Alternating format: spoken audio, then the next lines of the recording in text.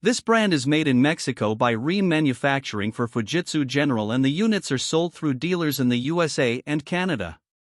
All of the models feature louvered panel construction to protect the condenser coil from mechanical damage, as well as powder-coated paint and rust-resistant screws to keep the units looking nice for years to come.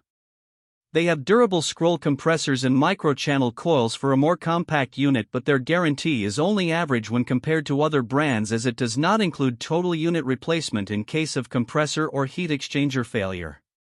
The RGEAZR models combine a basic single-stage air conditioner with a basic single-stage 81% AFUE gas furnace, while the RDFAZS dual-fuel models combines a basic 13.4 SEER heat pump with a basic single-stage 81% AFUE gas furnace. All of the units use direct spark ignition, which is not as reliable as brands that use hot surface ignition.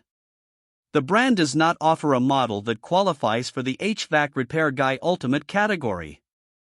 This brand receives an overall 3-star budget pick rating from HvacRepairGuy.